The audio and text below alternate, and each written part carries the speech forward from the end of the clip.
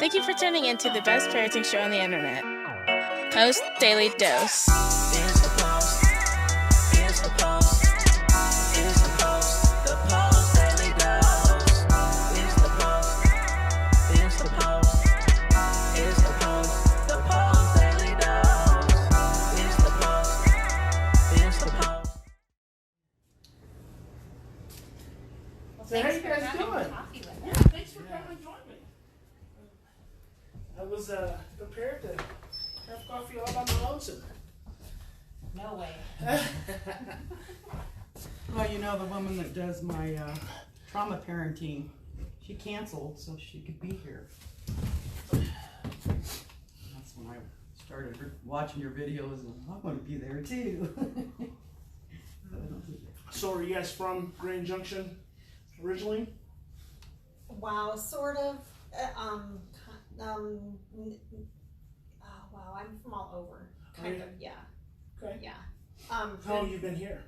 I have been here about since mid-August, but I was. Oh, you just got here. Yeah, I was previously here since 2001. Okay. So I left in 2014. So went to the Front Range, Denver, Greeley, Fort Collins area, and then just came back in August. Really? Yeah, I'm familiar with those areas. Yeah, Greeley, Weld County is, yeah. Denver, what group home there? Mm-hmm. Yeah. Well, cool. But, So are you a Colorado native? no, I was born in Moab. Moab. Yeah, Where's- Moab. where's that? Moab is west about 2 hours, and it's like a mountain biking, rock climbing, desert, Mecca, Canyonlands. Moab, because you hear that in relationship to a desert, right? Yes, yeah. It's Utah. Oh, it's Utah. Yeah. Okay.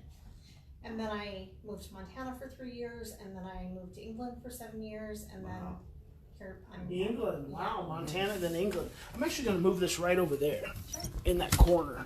That way you guys won't feel like you're under the microscope. There, that's good. Perfect. Now you can be under the mic. Yeah. And Andrea. Adria. Adria. Yeah. How about you? Where are you from? Well, I grew up about an hour east in Silt, and it's a very small town. It's a mining town, huh? Silt. Isn't that what they Newcastle did was with the mining. gold? Did they Yeah. silt? I think what Silt they- was just ranching, but Oh, okay. It's like next dirt, to right? it's because the river left. Oh, silting. Silt. So I Yeah. knew that's familiar some way. Okay. Yes, it's dirt. Okay. And then I went to college in Virginia, and then I came back, and I said I would never live in Grand Junction, and so then that's where I am at, of course. Why I not? moved here in 2004. Why did you say you never live in Grand Junction? Well, my grandparents lived here, and so I think I associated it with old people and old people things. It's a big retirement community. Oh, it is? Yeah. But then I moved here as a young adult and fell in love with mountain biking and all of the wonderful outdoor things that Grand Junction offers. So actually, I'm really, really glad that I live here. Oh, cool. But, That's you got know. a very nice vibe. Yeah. But I can tell if it's a retirement community, it makes sense. Yeah. Yeah. Kind of. It's not. It's small, but it feels small, but it's kind of big. Yeah, Yeah. exactly. And kind of slow. Yeah. This is kind of slow. Yeah. Slow life. Well, good. Yeah. Good. Doreen, how about you? I grew up on a small farm on East Colfax. East Colfax? Yeah, I lived in Colfax in Oh. Aurora, Colorado. Oh, in Aurora. Okay. Oh. Colfax. I'm in Aurora, Colorado. Okay. Yeah, Colfax. Yeah, I know Colfax. A farm on Colfax. Farm on Colfax, and then the city grew up around me. Yeah. Oh. Wow. And I moved over here with my kids in '99. Okay.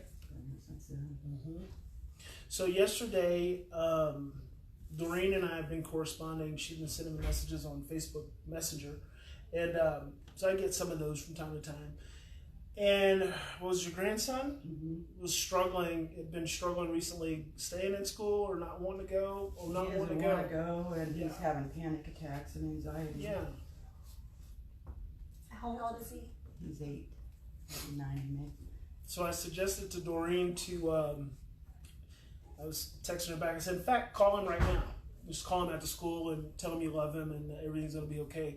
And Doreen said, I don't think the school's going to let me talk to him. And I'm like a bull in a china cabinet. So it's just, I just think one way when it comes to creating regulation for kids.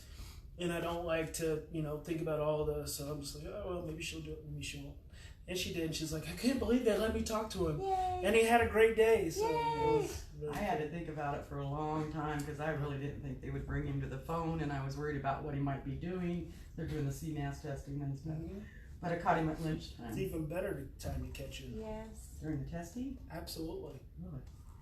Oh, The stress. Yeah. So think about. So I've been talking about this inside the parenting matrix concept, where we have all this conditioning about like how kids are, how they behave, what they need, like what the institutions around them, and you take a child who's been under a great deal of anxiety. He's at school. He doesn't really want to be at school. He's had some challenging things going on in the backstory, and now he's testing.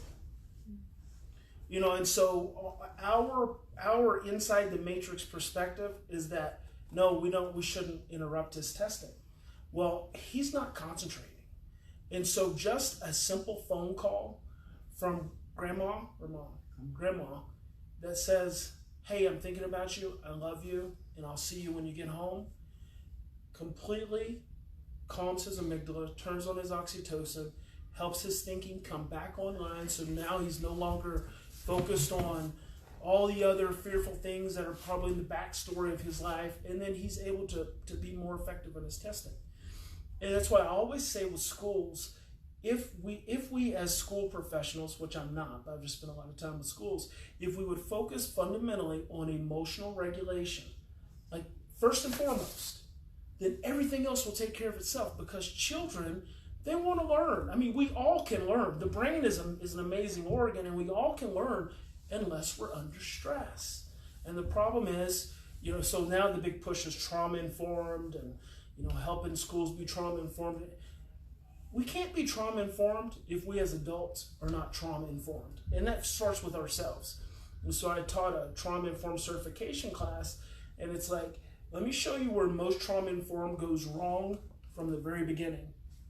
We start talking about everybody else.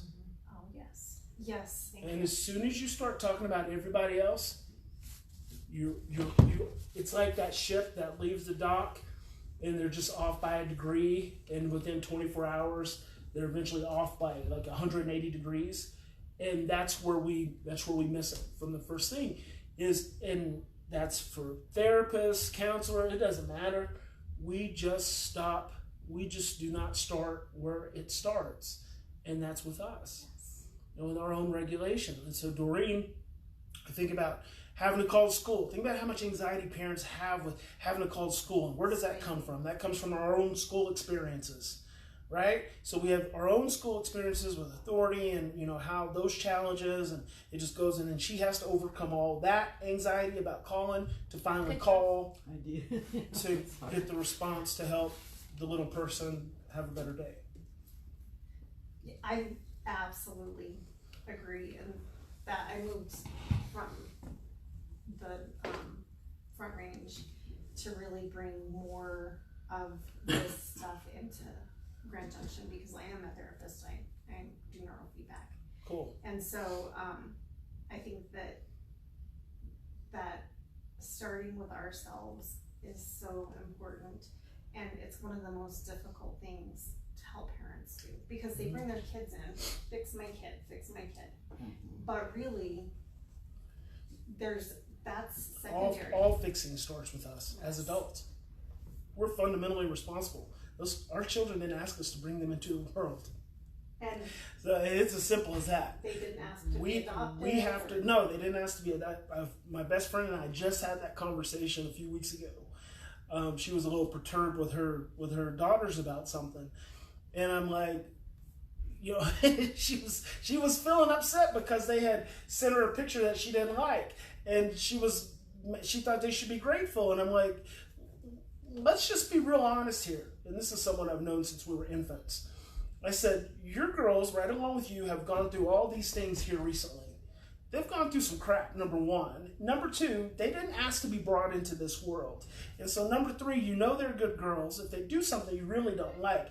And so then I was telling her how to have maximum impact.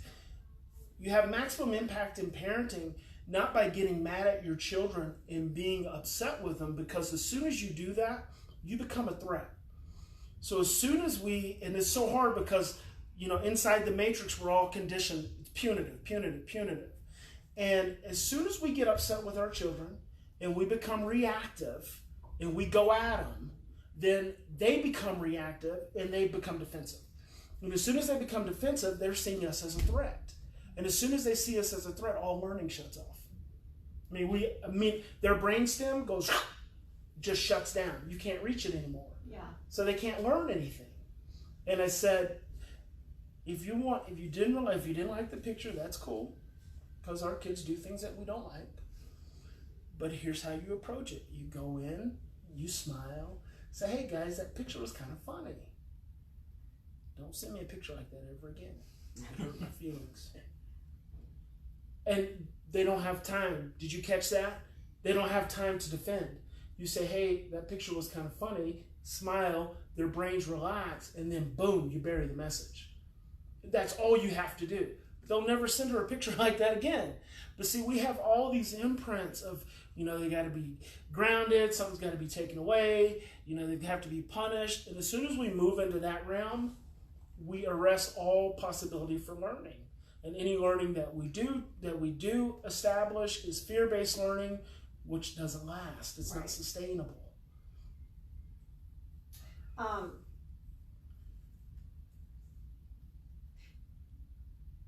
I think one of the difficult things is really helping, sometimes I am lost at where to start educating parents with this information, because they will say, oh yes, I'm trauma informed, I know how the brain functions, and they'll come in and they'll say, well, why don't you tell Miss Rachel how bad you were this week, or all these things they do. And it's a really tricky thing, because you have to build a relationship with a parent in order for them to trust you, to get to the point where you can help them learn those skills to regulate themselves. Let me tell you what I learned really early as a clinician, and this was years ago. When mom or dad or whoever, grandma would come in, and my mom's been raising my nephew since he was 2 years old. When they would come in with the challenge, and usually it starts with a phone call. Every now and then it'd come with it'd be a walk-in. Yeah. I would say, okay, leave your child at home for the first session and come in and let's visit. That's where we start. See, I'm setting the temperature immediately with leave Bubba at home, because if Bubba comes, it's going to be kind of distracting anyway. So leave Bubba at home, come in, and let's sit down and visit. And 9 times out of 10, when families would come to me with children with problem behaviors, I would spend 4 sessions, 5 sessions, sometimes all the sessions, and never even see the child.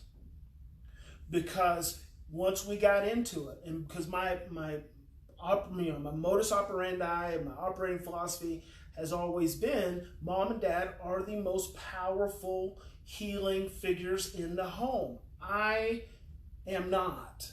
All I am is a conduit to educating and empowering and inspiring them. And so when I can help them start to own responsibility for the dynamics in the home and give them the power to do something about it, I don't have to see their kid. Because really I don't really want to see their kid, to be honest with you. It just makes me feel unless they're teenagers, I don't want to see little kids. I mean, we can play, we can go to the park, but let's go to the park and play. Don't let me do therapy, because I don't even know what that looks like. Because I'm going to send you home. And if your parents aren't on the same page, aren't regulated, then I'm just sending you home to, the same thing. And actually, I came to understand that when I was in Canada. I was running a residential treatment center. And I realized that the kids, they were going to therapy every week, but it didn't seem like it was really doing anything. It never does. And so what I ended up doing, is I ended up taking all the kids out of therapy, and I just trained the direct care staff on how to be therapeutically available, so that the premise is that the kids are getting therapy 24/7. And everything changed. They went from having, I think it was 4 to 5 911 calls a week where the kids would get taken to residential treatment and they'd have to be there for 7 days, to 0. I mean, in just a very small period of time. And then Bruce Perry was telling a story about when he was also at a treatment program in Canada, I believe it was the other side of Canada, and he used to have kids wear these heart rate monitors. And he said he realized that when he'd be in session with a child, they'd be really calm, but as soon as they would go outside of his office after the session, their heart rates would escalate, and he realized that in the therapist's office, they were in their cognitive level of memory, which is where we, talk and have coffee and all that kind of stuff. But as soon as they walked out, they became stressed and dropped into their state level of memory. And that's where the trauma is. So his therapy in his office wasn't addressing the state level of memory. So he had to figure out how, okay, so now I know that therapy is not really working for me because they're not in the level of memory that I need to be able to access in order to heal the trauma. And so it becomes really important. A good change in the school that is taking on that stance. We had to change schools for our 7-year-old because of just how intense it was getting. But the school that we changed to, they have started to try to embrace being those caregivers who come around, and they're at the beginning stages of learning about it. But it's been wonderful. But just hearing you speak about the power of creating that space for our child to get that same care at school that she would get at home. Yeah.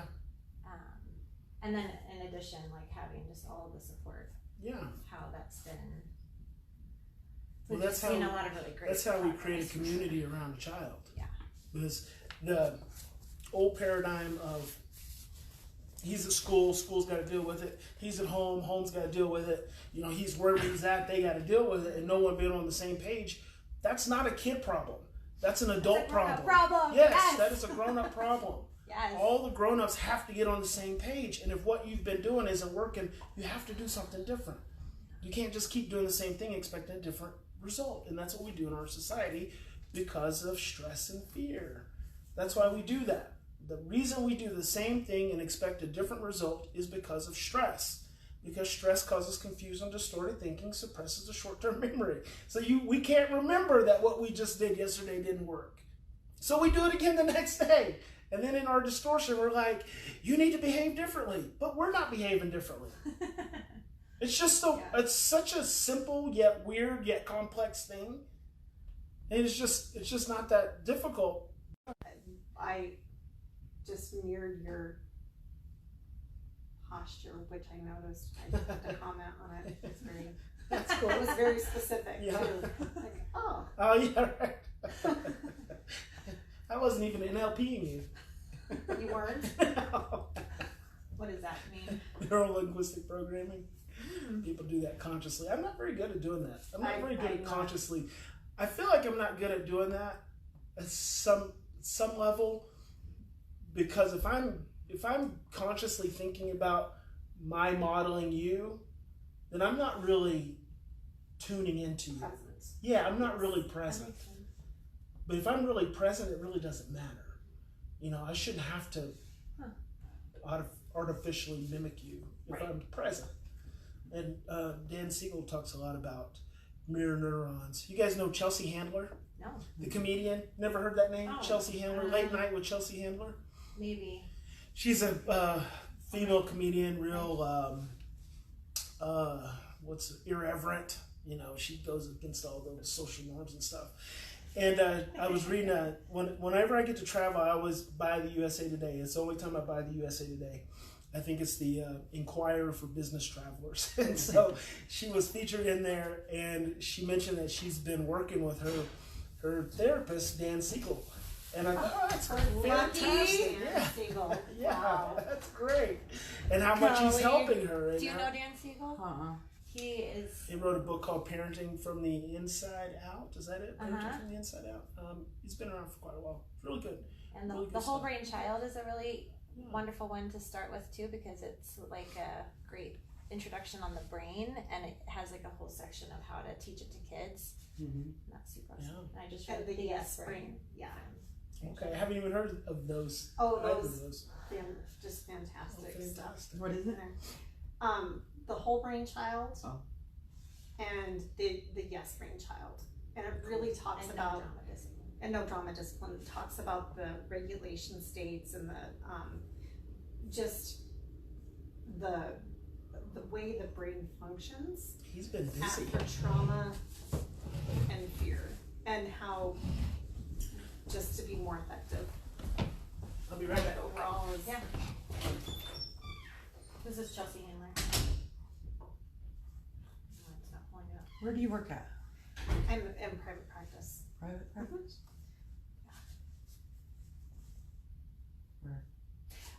I'm in between offices right now, and so You want to come to my house? I'm in between therapists. I would Highly would you, recommend. if you I got an office for you. would like a card of mine, feel free to give me a call. Obviously, the address is not correct.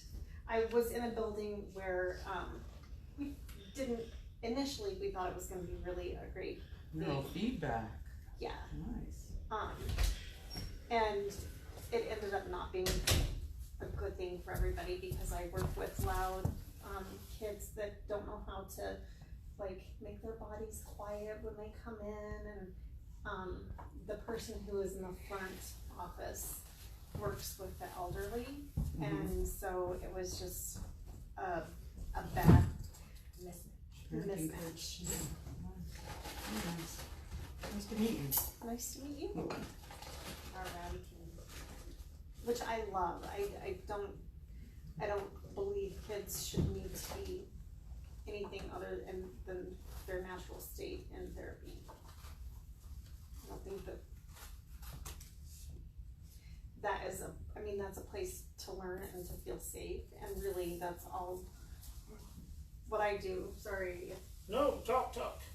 I have a sandwich approach where I work from top down and bottom up, really trying to, through neurofeedback, calm the reptilian brain, which always overrides our ability to be reasonable and to use our prefrontal cortex to have appropriate behavior, because it responds several milliseconds faster than our prefrontal cortex. And what we know about kids is that their prefrontal cortex is not developed anyway. So for kids who've been through a lot of trauma, they're always on alert. They're unable to learn, they're fearful. And so through neurofeedback, I've had a lot of luck getting kids calm, more calm. And then what I do is a lot of body play integration, left, right side integration, so that they also have ways to be in their body and to have an experience where they're building new,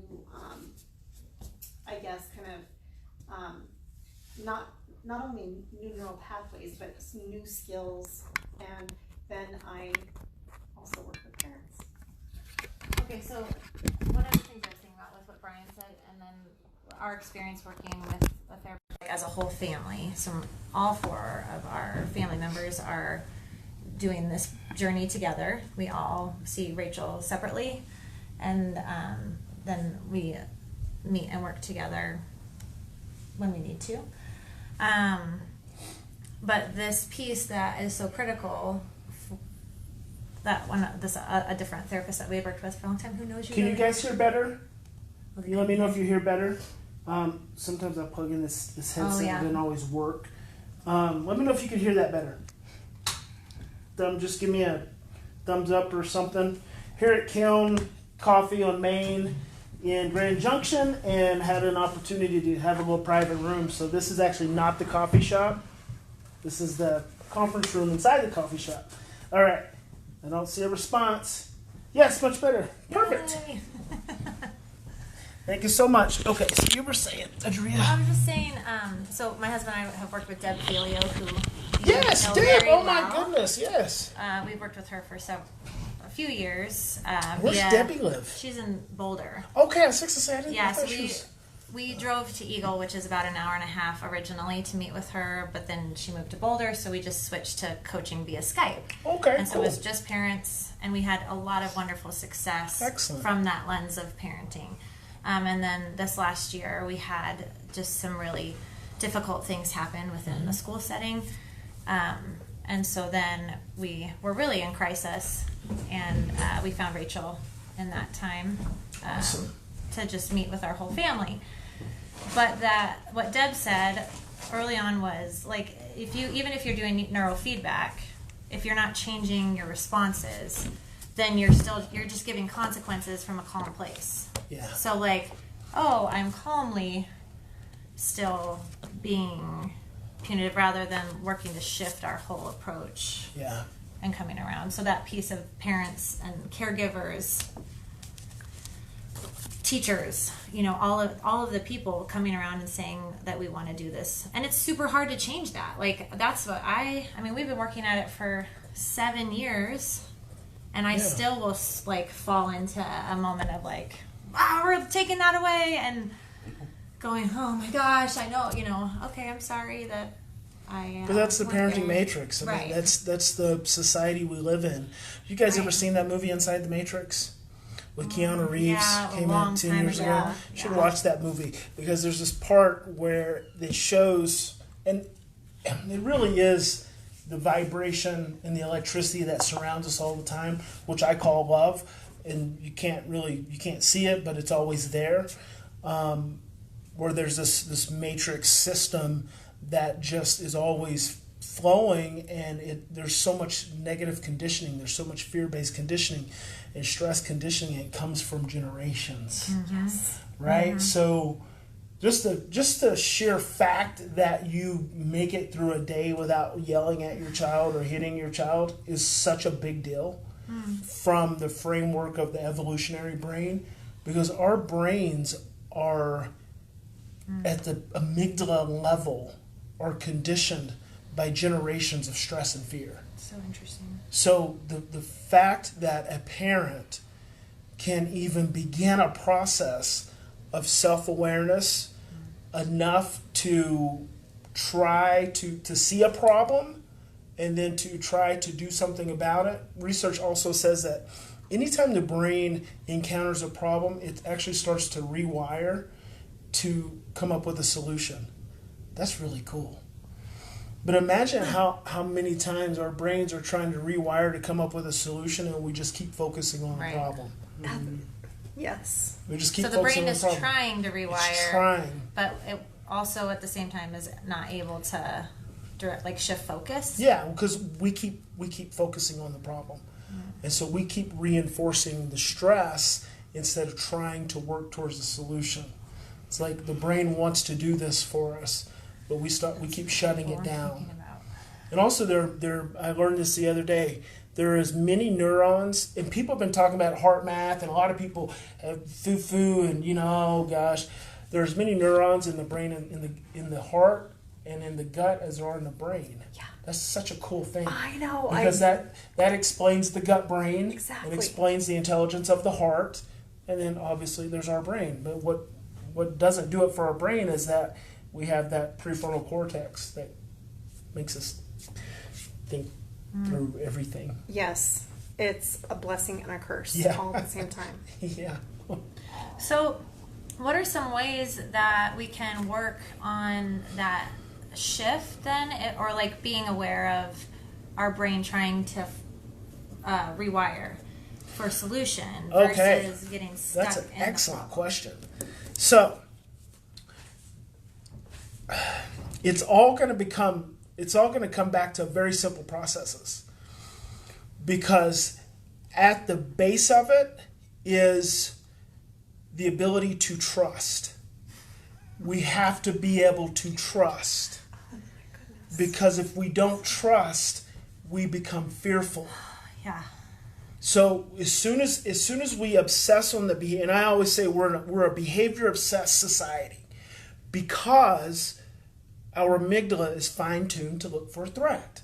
And as soon as we focus on the behavior, our amygdala starts releasing stress. If in that you hear that let go and let God, well that's like at the base of everything. If you can't trust, you can't relax. If you can't trust, you can't begin to just take a step back. If you can't trust, you can't take deep breaths and slow down. At some basic, very basic functional level, we have to be able to say, this is cool. It sucks, but it's cool. I'm not going to die. No one's going to die. No one's going to die. Your brain in that moment thinks you are going to die. And we have such a hard concept with that, because it's like, oh, no one wants to focus on death. It's not about focusing on death. It's what your amygdala is doing. Your amygdala is wired for survival. So that means it thinks in that moment you are going to die if you don't fix that kid's lying. If you don't get that kid to stay in school, if you don't get that kid to calm down, somebody's going to die. Somebody's going to die. And it's such an immediate core reaction. So the simple thing and the most difficult thing becomes, at the foundation level, we have to trust. Then we have to slow down. Then we have to learn to breathe. And then we have to learn to not focus on behaviors. We have to learn to focus on our children's stress and their immature regulatory systems. Because the reason they're misbehaving is because they're outside of their window of tolerance for how much stress they can handle. It's that simple. It's no more complicated than that. And the severity of the behavior is just a conditioned reaction. It's a conditioned reaction that's happened over time, and it gets deeper and deeper and deeper and more severe because we keep trying to suppress it. We keep trying to suppress it. That's all we're freaking doing with kids' behaviors from the time they're 2 till they're 18, and even as adults, we're always trying to suppress their behaviors. And as long as we're suppressing their behaviors, it's just going to get worse. We're not giving them permission to just be where they're at. Just be where you're at. Be where you're at. I don't really want you to go anywhere deeper than that. Just be where you're at. If you'll just be where you're at and I can support you right where you're at, you don't have to keep being there. And then you can work towards being somewhere else. And you can change that, and you'll move out of that behavior. So I have this concept called the 3 pathways of emotional expression. And it's attitudes, feelings, and behaviors.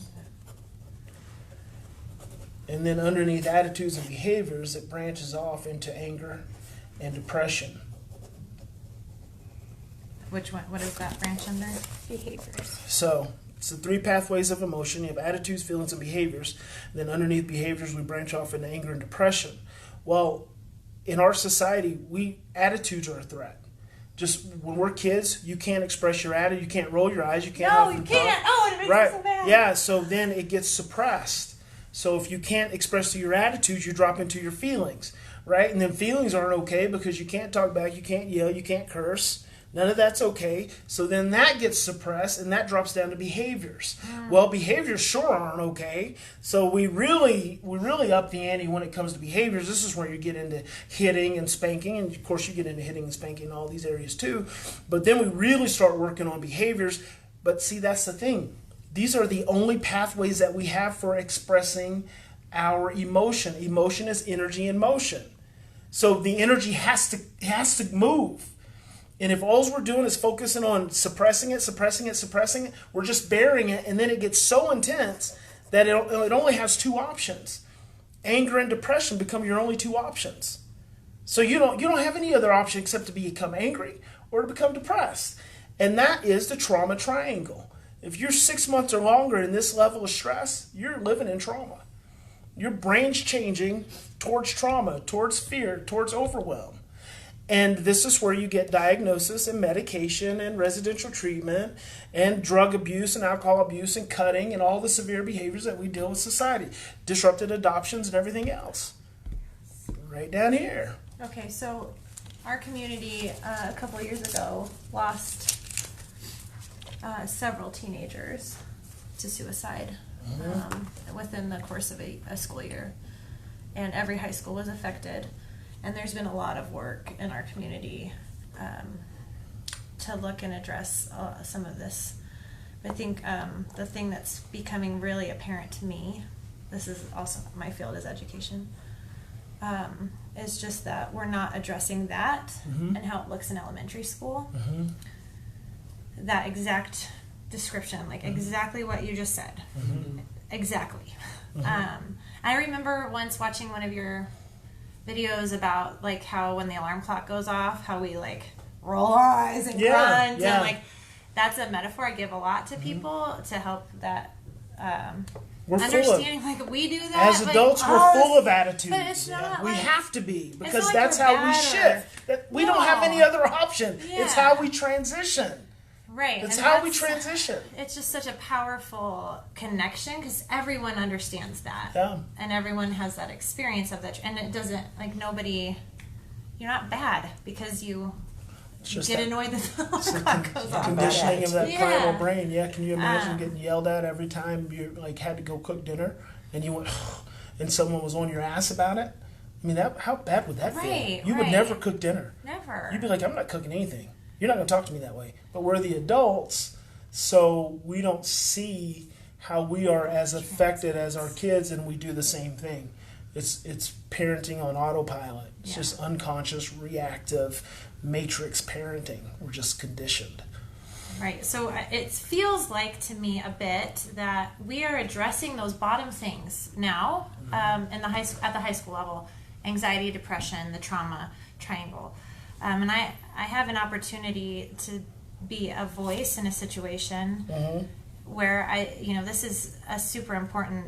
I just feel like that just gave the words, But this idea that if we don't address at the young age in elementary school and even before school, and not just in one context, but family and educationally, so like the whole child context, if we don't address those things, then we're gonna end up in these cycles when they're teenagers, and so we're facing this. So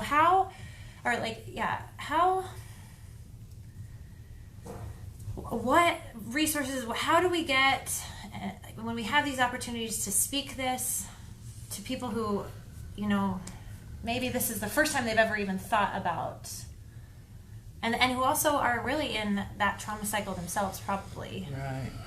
Like, how do we speak clarity? That's probably the first step, is helping adults see the cycle they're in.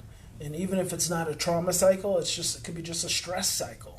And what that does to their brain, day to day to day. And then we start talking about children and how they're equally impacted and have less ability to regulate that stress because of the immaturity of their brain. Their brains just aren't mature enough. They're just not there yet. They're not adults. So that's, starting that conversation is always good. How would you get the schools to look at that? Because the schools, usually first place, they're very rigid and you're not allowed to have attitudes at school without being punished. You really don't want to try to get a school to look at it. You want to try to get a person in the school to look at it. Well, I sent it to my grandson's teacher. It's interesting. Asked her to look at your video So on the that. teacher or the school counselor, the school counselor may be a little bit more motivated. Trying to get the whole school is it's like, Well, I've asked hard. I've asked the teacher if my grandson could go to the counselor rather than be punished for his behaviors. Yeah. And they will do it. Yeah, they can't do it. They can't wrap their brain around that.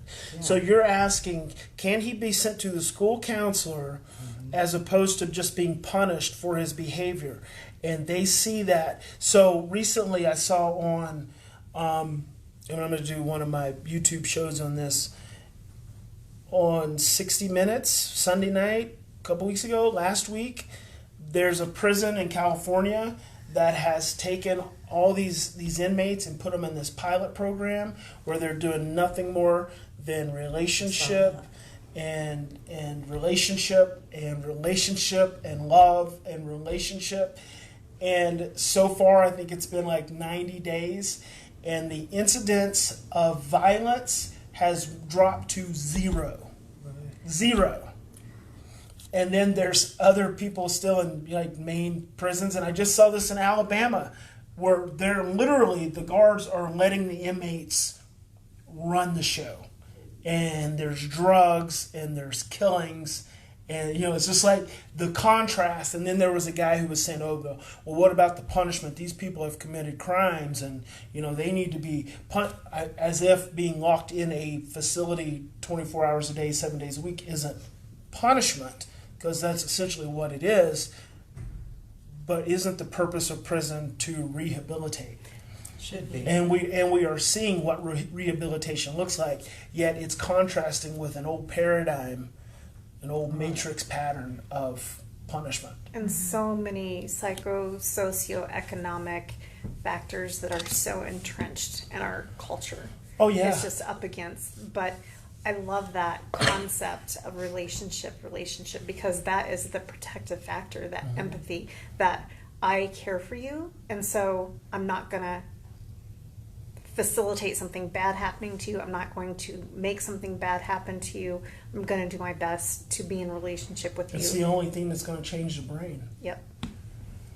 And building the Explosive Child is another book I really love in terms of... Yeah, Ross Greene. Yeah, building the empathy is the protective factor. And that shifting from punitive to empathy, and knowing that behaviors are the language children have. And behaviors are just needs that need to be met. And so looking underneath those, and just, there's just so much. There's the school system. I think that it would be really awesome if you could tell your story and experience, and kind of like maybe get some feedback, just because it's... You think on live Facebook? Oh, well, I mean, if you I feel like maybe, I don't know. I mean, we whatever kinda, you what are... those comments there, Andrea? Can you see anything? Just the ones in white. What do they say? Yes, that works, and welcome to Colorado, Brian. Oh, okay. Great. We're glad you're here.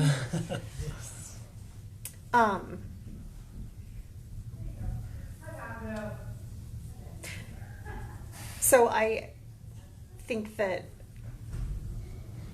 I would really like to get Brian's help for sure, but I don't think that it's going to violate anything. I mean, okay.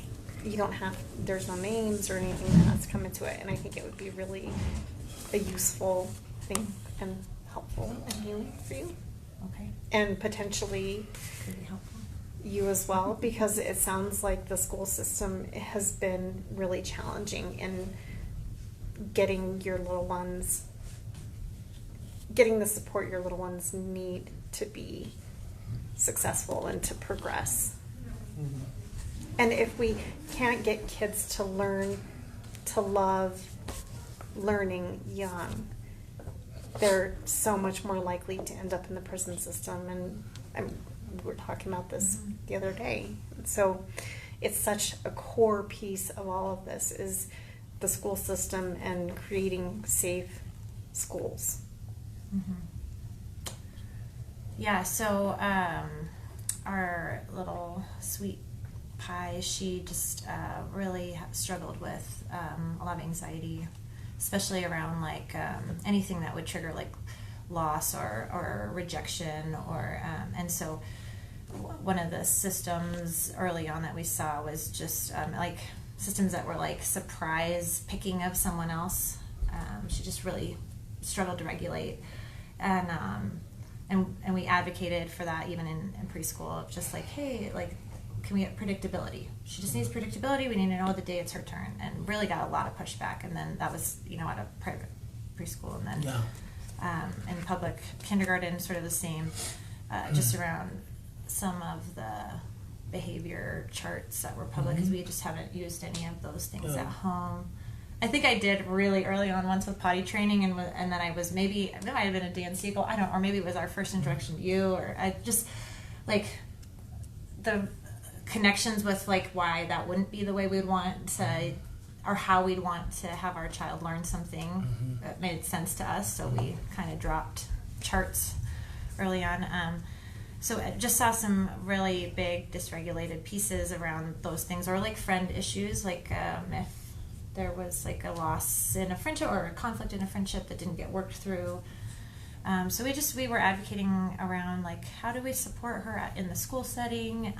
We did get some good responses, and also some that were like didn't seem to be too helpful. And then we were doing a lot of work with Deb, and one of the things we did, we took her to back to the hospital she was born at in Denver, and we walked through the hospital with her and like went through her story, and that was really like this powerful moment, and we saw just like this amazing healing that took place for her, and just walking in her story a little bit. And then she was super excited for first grade, and first grade started well. We were aware of a strategy that was going to be used that we were concerned might trigger her, and for the first month we didn't really see anything, and then she came home one day and described shutting her ears at the end of the day, and it was like really subtle. So I just was one of those things that I just put like a little note to myself, and then the next day, then she had a really big meltdown at bedtime, and we hadn't seen that since kindergarten had ended, and we'd done this journey in the summer, and so we just said, I just knew that these things had escalated to where they were coming out at school and the dysregulation. And she was saying it was around things that were like the behavior management strategies at school. So we set up the first meeting, and basically we were, sort of told like we don't see anything, so we cannot support her or make any changes for you. All we were saying, she needs some predictability. The things that are surprises around these behavior management things are causing this stress that's so hard, it's causing this dysregulation. And how do you see a kid who's saying, I'm shutting down? How do you see that behavior? Like she's training herself to turn off, and that's really unhealthy in school or in any situation. So just fast forwarding, we were in the advocating. She started to hide. She got like in big trouble for hiding, and we just were continuing to say like, how do she needs support. And then so she started hiding at school? Yeah. Interesting. And it was really around these behavior management. Wow. I mean, we could see that very clearly. But they said they didn't see any behaviors. Right. Because our focus, probably 70% of the time, is on the hyper-aroused behaviors, the aggressive behaviors, right, and not on the hypo-aroused behaviors. And like shutting down, the depression, the turtle child. Call that the turtle child. Yeah. So then, and about a month after we were in this, she did have a more aggressive behavior. She yelled and broke a pencil and threw a snack. And so we got a phone call at the end of the day about that, and so it had happened in the morning, and we got a phone call at the end of the day. So then she felt really cornered. Yeah, and then we found out later that they had actually used physical management on her, and we didn't find out until a lot later. So then we've just been in this like big journey of just trying to, first of all, find out what the Colorado law says about how you're allowed to or not allowed to touch children. It's been a really confusing process, because then another month later she was in the same kind of scenario with the same people who had carried her out of the classroom, and her response was like terror. She was running in circles, she was throwing pillows, she was terrified. She was acting like any human being who was terrified would act.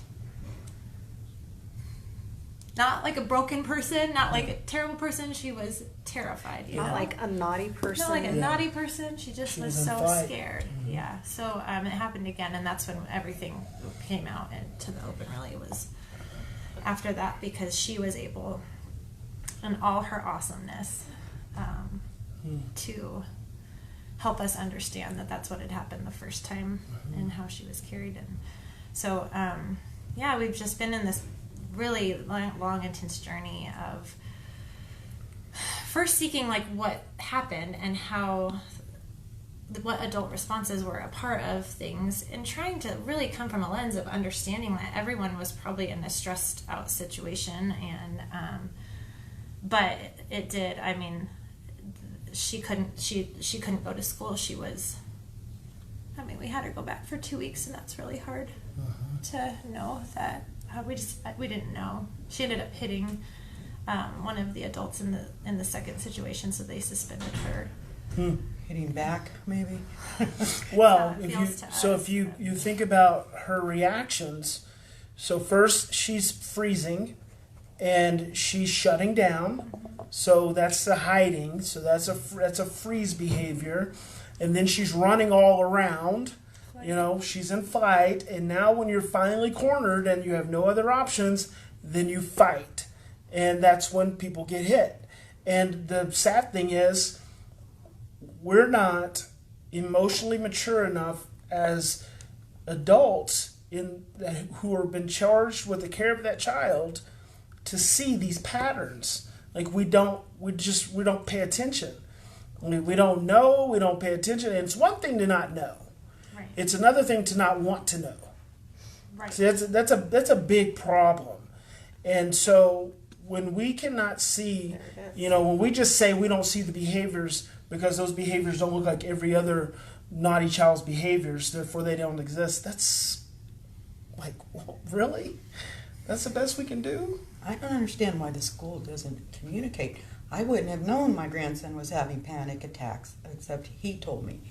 He told me, well, I might have tore up a paper and cried, so I emailed the teacher, He says he had a hard time, or had a panic attack is what I said. And then she was like, oh yeah, it was just like you said, a panic attack. Wow. Like they were afraid to use that expression that he had a panic attack.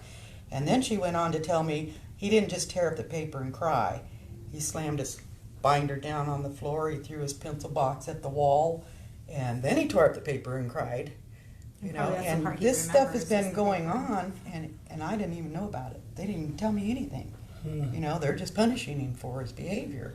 Putting him in the safety seat or putting him in the buddy room or whatever they're doing, isn't working for him because he doesn't like it. It's not helping him. Well, it's not and they go, well, safe. they have research that it works, so that's what they're going to do. That's crazy. And then you said she yelled, she broke a pencil and threw her snacks. So how old? She was 6. She was 6 years old. So at 6 years old, if we start punishing children for breaking pencils and yelling and throwing snacks, and that just suppresses the behavior more, imagine what that looks like at 16. I know. Yeah. That's what I've been saying. Yeah, We that's cannot my fear, keep too. acting like what we're doing is going to make it so that they can come to an adult for help. Yeah. Right. Like, we're all so upset about these kids who weren't coming to adults, but I'm like, we are not teaching them that adults are safe and that adults will help. We're teaching like adults punish and yes. And we wonder why kids don't want to go to school. Yeah. Right. Yeah, my grandson begs me, and it just hurts my heart. I'm afraid to send him. And one time I showed up at the school because he was being bullied, so I was going to see what was going on. And they got upset, very upset, and ran me out of the building. Scary thing. They would not let me even stay there.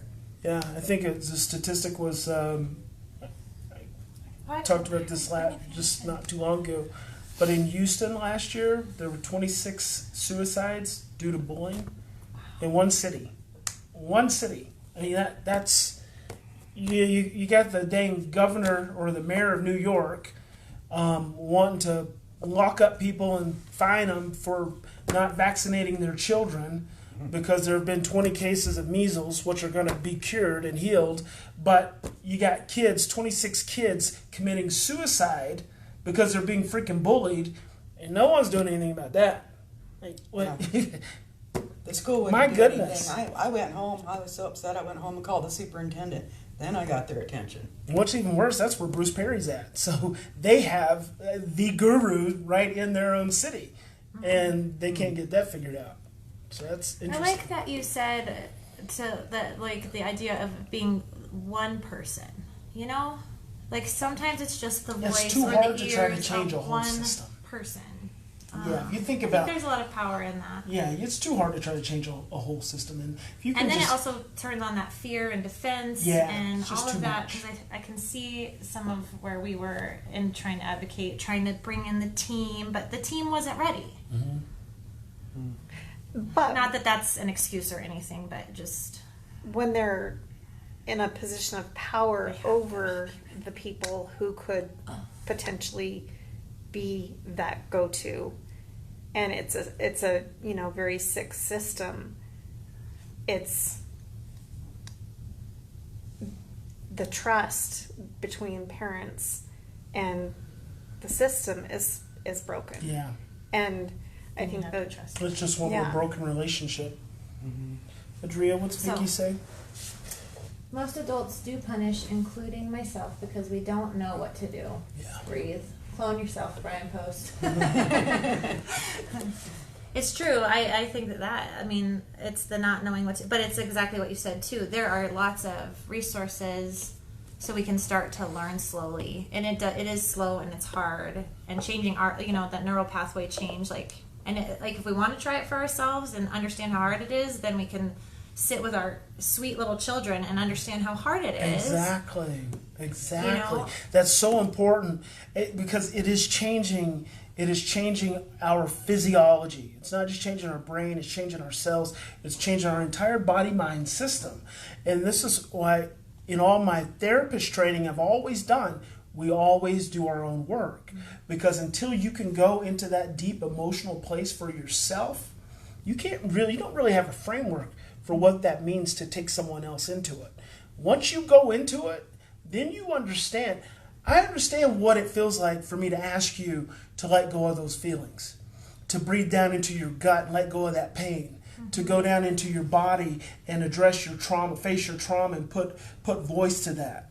I understand what that feels like because I have a framework for doing that.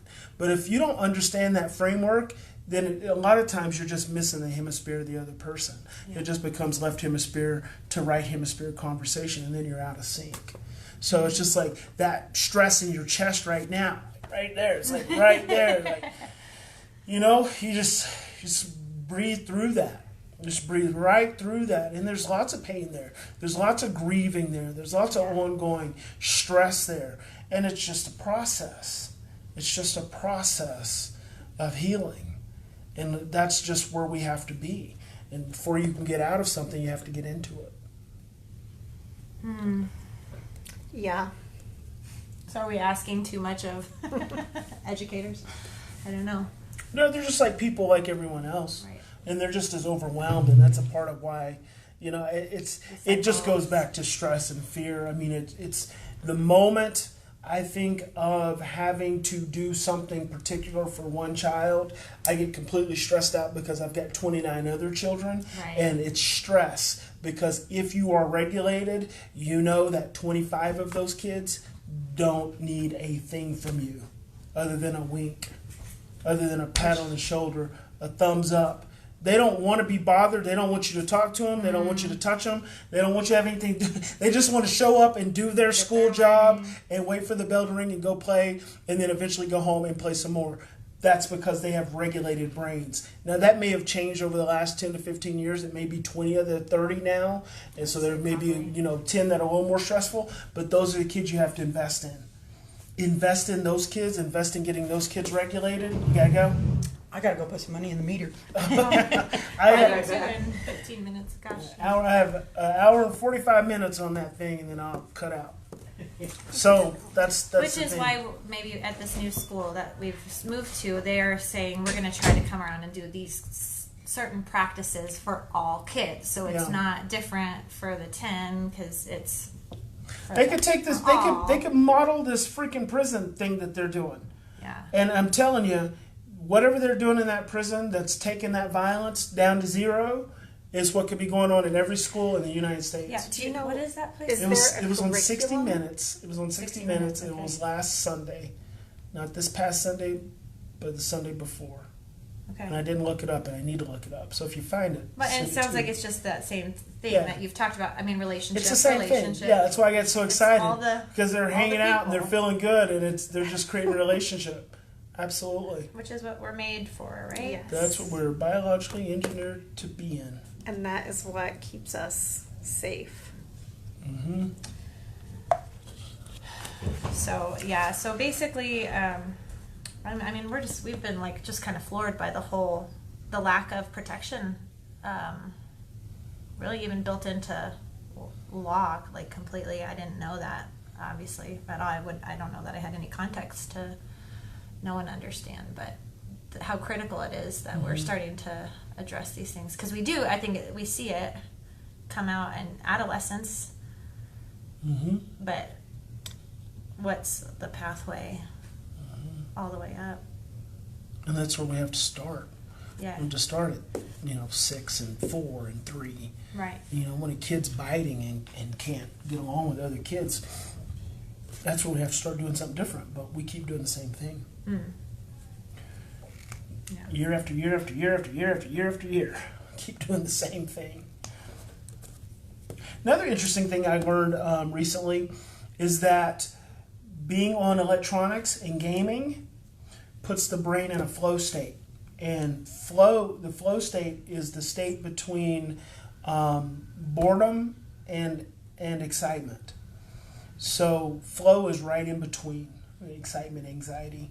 And so the reason kids are so addicted to electronics is because it puts them in flow state. The same reason we binge watch. When we binge watch Netflix, it puts our brains in a flow state. And what that does is it's optimizing all of our neurons and our chemicals, and it feels really good while we're doing it. So it's like that fine line between feeling calm yet aroused. And so then when you're done binge watching, you feel like shit. Like, we all know that though, right? We've known that for a long time. Watch TV all day. At the end of the day, it's Sunday evening, you're like, ugh. Yeah. Feel like crap, but it felt good all Sunday. It's like, this is blissful. It's so fun. Yeah. So I've always thought of flow as being a positive state, because that's how I describe, like, when I'm really in the moment and like I'm in therapy, I lose time. Yeah. I'm just there. And for me, it's good. So if that puts kids in flow, stopping it, like, where does the dysregulation from the electronics come in? It's because in flow, you're actually maximizing your body's energy system. So you're in flow and it feels good, but you're exhausting yourself because we can't stay in flow all the time. So when you have to get out of it, you're exhausted. The threat is, now I'm addicted. So you're taking away my heroin needle, number one. So now I'm going to go, now I'm going to freak out because I'm going to lose my drug. And then I'm going to lose my drug. I'm going to lose my high because I don't have my drug. But then staying in my drug is like killing me. See how that happens? So if I keep using heroin all the time, I'm going to die. But if you take my heroin away, I'm going to die. So it's like that fine balance, which is just so interesting. But what that can do is it can help us understand why children have such a difficult time getting off of electronics. Yeah, and if we're going to take them out of flow, we have to give them some kind of suitable replacement other than find something to do. So what would those be? Like, I mean, something connective probably. Something oxytocin, relational. Something that feels good. Something that feels good. That's not so jarring. And it could be just going in their room and listening to music. Okay. It could be helping you cook. It could be going outside and going for a walk, tossing a ball. But it's got to be relational. Okay. Right, unless the child is asking for some kind of isolation, but usually that's where they're isolating in the game.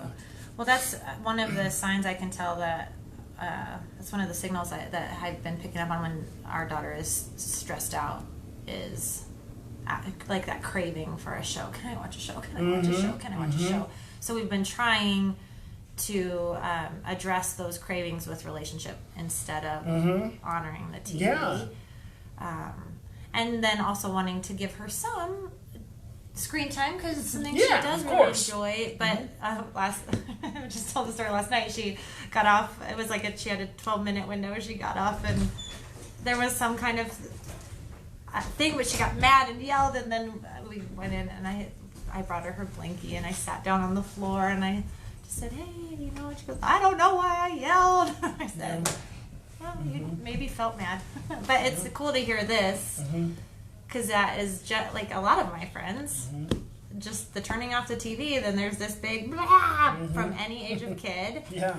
And just that idea that, okay, it's got to be a transition. Yeah, and we really haven't had a lot of that because we usually front load. You get this much, we're going to shut it off, we're going to do this, and then that's changed that a lot in our house. But yeah, I'm like, I didn't do that last night with the game time, but I mean, I think we all handled it really well, and she was adorable. I don't know why I yelled.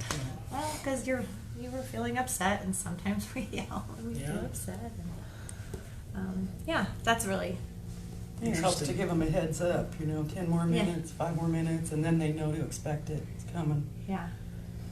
There was a book called The Rise of Superman, and it is connecting flow to extreme athletes.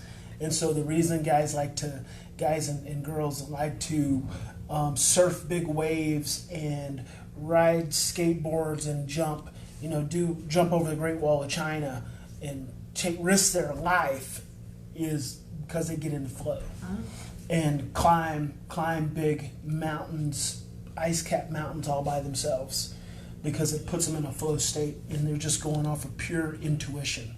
It's the coolest thing. Like they talk about Lance Hamilton, and people have died. And what's the guy who's narrating the book, what he says is that the fact that for these extreme athletes, the fact that someone has died doing it is actually gives everyone else more impetus to try it, because it's at that next level. And it's like they're just trying to transcend greater and greater and greater. And these really interesting intuitive things happen in flow, but you just have to get into that state where the guy is climbing these back-to-back mountains, ice-capped mountains that no one has ever scaled. And in this state, he sees an avalanche coming, and something in the midst of flow, which is his intuition, says push out, and he pushes out at the right moment, and he avoids the stuff, and it's so cool because and then they talk about Lance Hamilton, who's the big surfer, how he was surfing one of the biggest waves ever, and they had learned, like these surfers learn to, at some point you have to get towed out on a sea-doo or whatever to actually get out to get to this big wave, and how at some point he was being towed out, but he knew that he couldn't continue to be towed out, and so intuition told him to let go, and he let go at just the right moment, and so then he's caught in this 140-foot wave, and something told him to let go of his board, and then he dropped, and it's like he hit a perfect landing, but he just said right at that moment, and it's just you're in flow, wild. And everything's intuitive. You have to listen to your intuition. Everything else shuts off. So the higher brain is what shuts off. The limbic brain shuts off, and you're just in flow. So then, when you're in flow, I probably should know the answer to this, but what is that? An alpha state, an alpha theta state? He talks about those brain states, and I'd have to listen to it and study it a little bit more to know, but he talks about what those states of the brain are that when you drop in. So it is a brain state that you move into, which is a vibration. which is then connected universally. Mm-hmm. I love taking the idea of neurofeedback into the relational energy. Oh yeah. Yeah. I don't think there's a lot written about that, and that's. Yeah. You should speak more about that because it's so cool. You should write Because I think everything, everything, this whole parenting thing, school thing, it's all vibration. It's all our ability to manipulate our vibrations, which helps how we influence other people. And Daniel Goleman said that a long time ago when he came out with emotional intelligence. But he said the calmer amygdala has the ability to soothe the more dysregulated amygdala. But really, it's not the amygdala, it's the hypothalamus, because really what calms the amygdala is oxytocin. So it's the calmer hypothalamus which is emitting oxytocin, and the vibration of oxytocin is what's soothing the cortisol response and turning on the cortisol response. So when I can turn on when I can turn off tamper down your cortisol response by turning on my oxytocin, which sends out a vibration, What are some then I can help you calm down. really what are some of the basic ways like a teacher in a classroom could get some oxytocin going? It's all with their all kids? the same. Yeah. Smiling. And it was the coolest thing at the beginning of last year.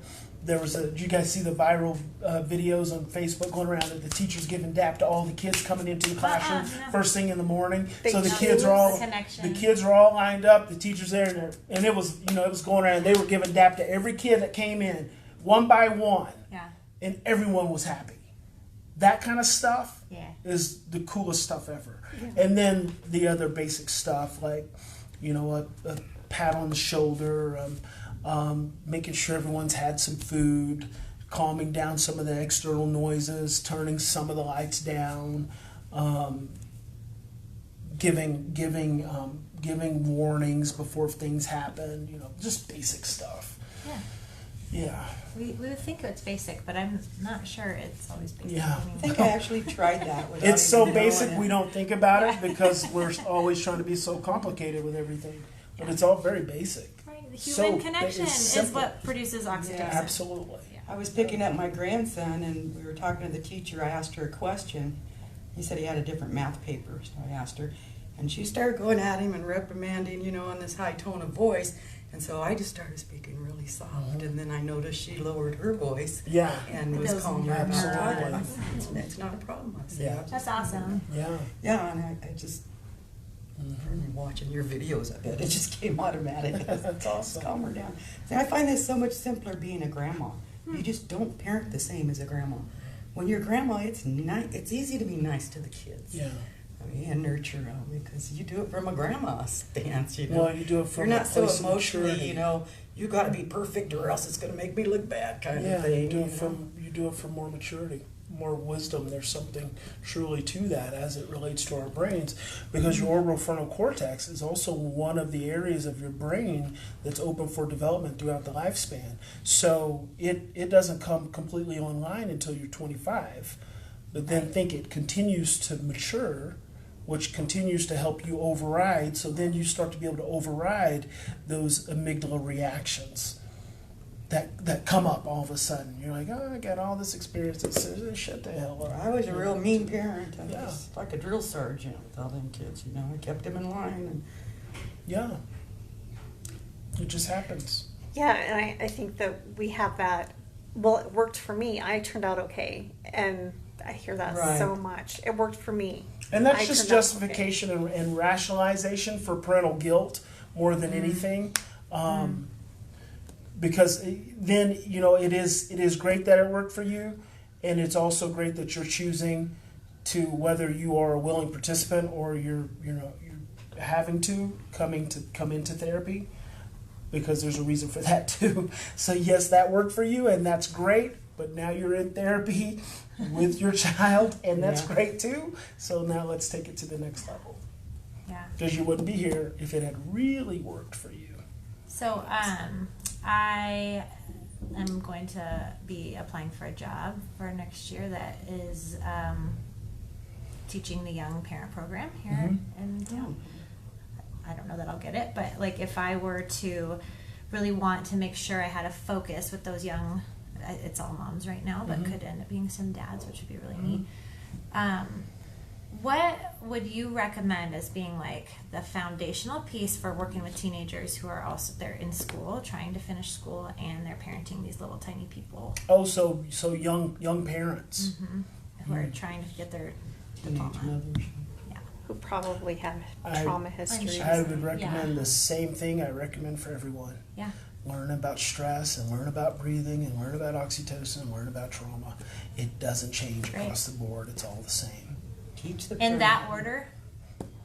Yeah, pretty much the Stress. same order. Learn about the brain. Let's talk about the Brain brain. first. Yeah, let's talk about stress, and then let's talk about trauma, and let's talk about love and fear and how it affects us. Do you think that teenagers would be able to read From Fear to Love?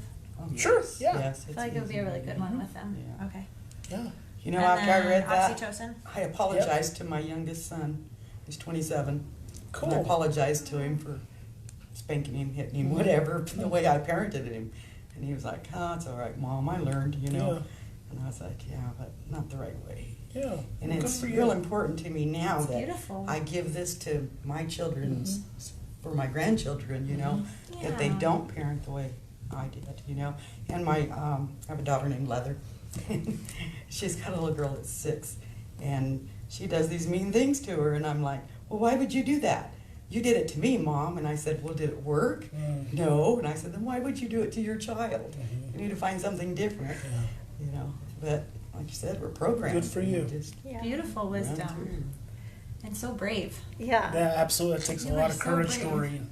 You betcha. I'm real close with my kids. That's one thing I try not to have them mad at me on a regular basis. You know? And next time you guys have that kind of exchange, and she says, "Well, you did it to me," just say, "Well, I'm really sorry I did that," and let's see if you and I together can figure out some different way. So maybe adding that problem solving thing. What's that comment down there? When I can connect with my daughter with what she is watching doing on screen for minutes to pull her out of the screen, it works better than just asking her to get off. Oh, and then up here, but what do you do about teens when they fight against everything? It's reconditioning. So they're supposed to fight against everything. They're supposed to fight against everything. So there's a couple of different levels to that. Number one, they're supposed to fight against everything because their brains are trying to move into independence. So the moment I know you're supposed to fight against everything, I expect you to fight against everything, therefore everything's okay. Yes. So I'm not fighting you anymore. Right. Okay. So this is just part of who you are. Yeah, this is Who just you are part. This is developmentally. part of it. So I understand that process, and then the other side of that, I understand that you're fighting against me because you're also scared about the fact that you are trying to move into independence. So you're uncertain, and that's why you're fighting against me. And so then number 3 is I have to slowly work towards reconditioning our relationship in a way that you don't see me as a threat, because they're only fighting against you because they see you as a threat. The moment they stop seeing you as a threat and more as an ally, then they don't have to fight against you anymore. So stop fighting against them, and they won't fight against you. And then just start being more flexible in the way you let them approach the things that they have to do. I think the teen years are the best freaking years ever as parents, so cool. because teens are like you've been successful. If you get your child to teen years and they've made it, they're teenagers, dang, you've almost made it to them getting to that early adulthood stage. You can actually relax more. Yeah. But a lot of times we don't relax more, we get more stressed because they're teens. And usually we start just more. I just love the quote from Deepak Chopra. He says, "We cannot prevent the future from happening, but we can influence the future from the present." Because that's the only thing we have is the present. And what we put into the present is what shows up in the future. So stop putting fear and stress and overwhelm in the present, and it'll stop showing up in the future. But it's just so hard for us to do that. Keep putting stress and fear and overwhelm in the present, and it's what's going to keep showing up in the future. What's going to show up in the next hour. What's going to show up in the next year, so on and so forth. It's just like thinking about the fear that your kids are going to be in jail. Oh, keep fearing that your kids are going to be in jail. They're probably going to end up in jail. What good is it? What good is it going to do to have that fear? Nothing. The present is all we have. So stop fighting against them and start figuring out first and foremost how you can relax in the presence of that anxiety they're giving you, because they're just doing the best they can. And we're doing the best we can too. Yeah. And that's, I think, just such a beautiful thing to recognize about kids, is that they're just doing the best they can. And they don't have the words at 8 but when they get to be teenagers, it is really exciting because they are developing that language and some critical thinking skills. And I was just looking for one of my other favorite parenting books for teenagers, which is called Yes, Your Teenager is Crazy. And just talking about the brain, how much neural growth is happening. So it's kind of like the second terrible twos, but in a 15-year-old body. Yeah. And I think that there's so many things we just don't need to give emotional energy to, like the eye roll or the huffing or the attitude. And it's anticipating that and saying, does this require any emotional energy for me? Oh, it's developmentally appropriate, but then there's that societal conditioning of you need to show respect and you need. So it just many conflicting messages. That brain conditioning and then that societal reinforcement. And you're so right when we say we don't have to give emotional energy to it, because that's exactly what we do, is we give emotional energy. We give energy to it. As soon as I give energy to it, it increases your energy. And that's how we create negative feedback loops. But if I don't give any emotional energy to it, I am literally not putting any fuel on that flame. I'm not putting any fuel on that flame. And the moment I stop putting fuel on that flame, it's eventually got to die out, because it's going to burn up whatever little kindling it's got. It's just going to burn out. But it's when I start putting fuel on it through my vibration and through my emotional energy that I increase it. And that's the power we have as parents and as adults, is we have the power. We all have the choice in any given moment to operate from fear, to operate from love. In any given moment, we can be reactive and we can fuel that flame, or we can take some deep breaths and not. And just stay present. And it could be walking away, it could be saying nothing. Whatever I got to do, whatever I have to do in that moment to not buy into you is what I'm going to do. Because the moment I start buying into you, I'm going to tap into all my shit. And then when I get to tapping into all my shit, oh my gosh, I'm eventually going to get just as carried away as you're carried away. So I don't want to do that. I don't want to go there. And that's the conditioning that we get to have. And that's the beauty of being an adult, is we have an adult brain that allows us to have the distinction between, do I go there or do I not go there? And that's the beauty of screwing up. Also, the beauty of screwing up is we get all this reinforcement over and over and over and over and over again, where we can choose. I don't have to keep doing this. I don't have to keep doing this. I don't have to keep doing this. How can I do it different? How can I do it different? I want to do it different. I'm going to do it different. Okay, so my husband and I are going to be going in to sit with people from in the same kind of situation where we're having to say the same story, and just the idea to come to a solution.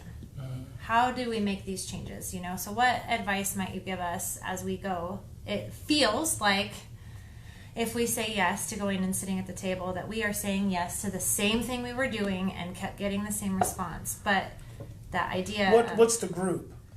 We don't know exactly yet, but we So we know is it it'll school? be some. Who are you having to It'll go be talk district to? leadership at some. Oh, district. Can you hand me that phone? I think my phone. It's yeah. We don't know the players exactly yet. Hey guys, I'm gonna go ahead and sign off. Thanks for joining us here at Kiln Coffee in Grand Junction, Colorado, and I'll see you guys probably later this evening, and I'll definitely see you on Friday. I'm gonna tune you guys into the Communications Summit. God bless. Big Papa loves you.